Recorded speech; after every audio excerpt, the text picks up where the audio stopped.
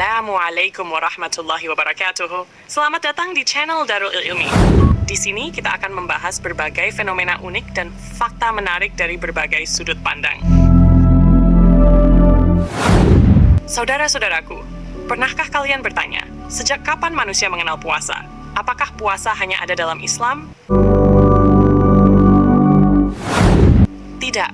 Jauh sebelum kita, umat-umat terdahulu pun telah menjalankan ibadah ini. Ya, mereka berpuasa.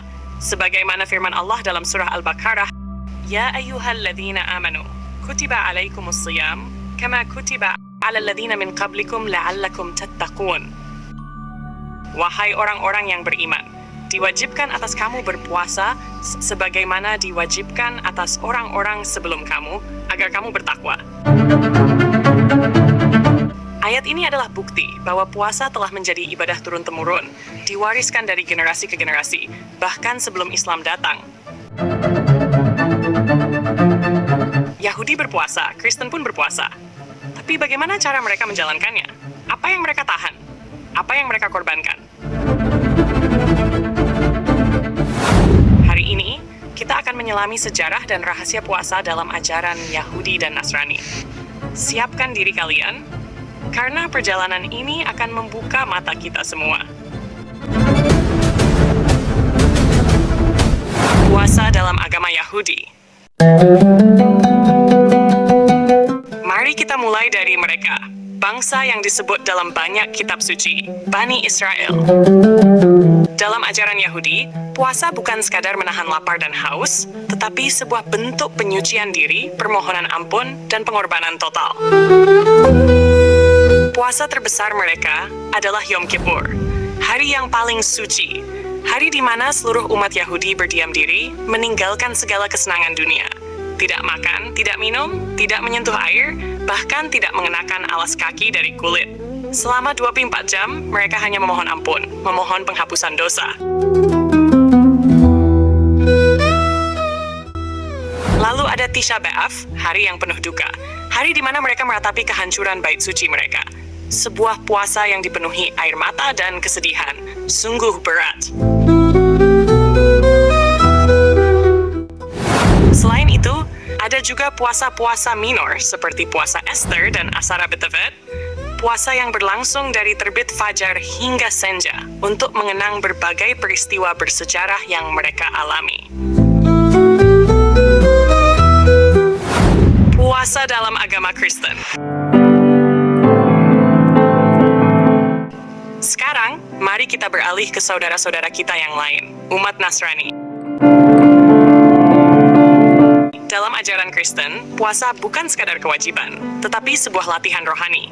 Sebuah cara untuk mendekatkan diri kepada Tuhan dan melatih pengendalian diri.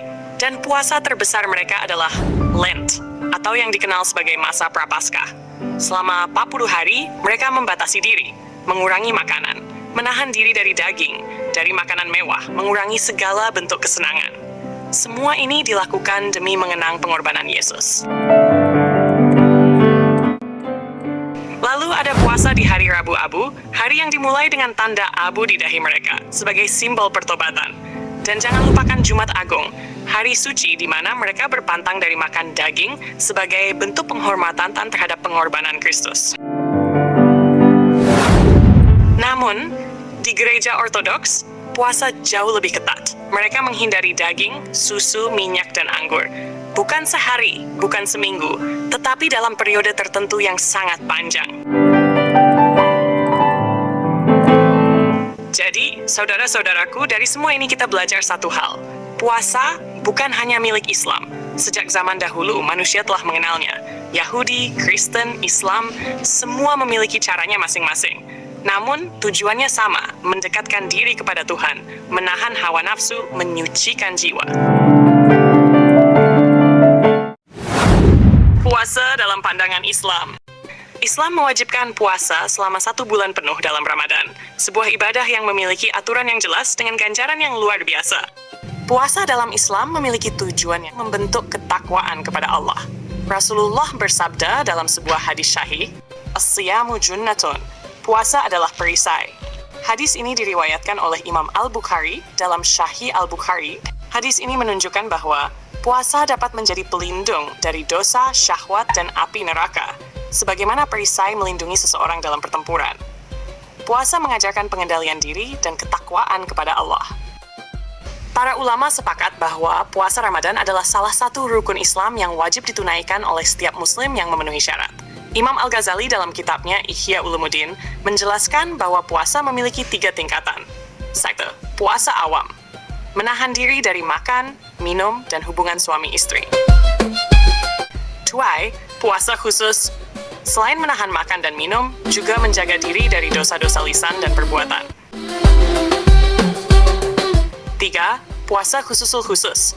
Menahan hati dari segala hal yang melalaikan dari Allah, mencapai tingkat ketakwaan tertinggi. Tidak hanya itu, puasa juga membawa banyak manfaat bagi tubuh dan jiwa. Dalam ilmu kesehatan, puasa membantu detoksifikasi tubuh dan meningkatkan sistem kekebalan.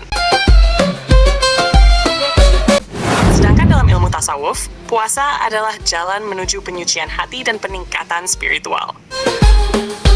Inilah keindahan puasa dalam Islam.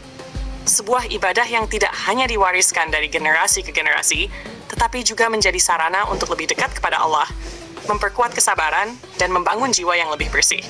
Bahwa puasa bukan sekadar menahan lapar dan haus, tetapi sebuah perjalanan spiritual yang telah diwariskan dari generasi ke generasi. Semoga kita semua bisa mengambil hikmah dari perjalanan ini. Terima kasih telah menyaksikan video ini. Jangan lupa like, share, dan subscribe agar semakin banyak orang yang tahu bahwa puasa adalah ibadah yang telah ada sejak zaman dahulu. Demikian layangan kita kali ini, semoga membawa manfaat, membuka wawasan, dan menguatkan keimanan kita semua. Jangan lupa untuk terus mencari ilmu, mendekatkan diri kepada Allah, dan mengamalkan setiap hikmah yang kita peroleh. Sampai jumpa di tayangan berikutnya. Tetaplah bersama kami di Darul Ilmi. Wassalamualaikum warahmatullahi wabarakatuh.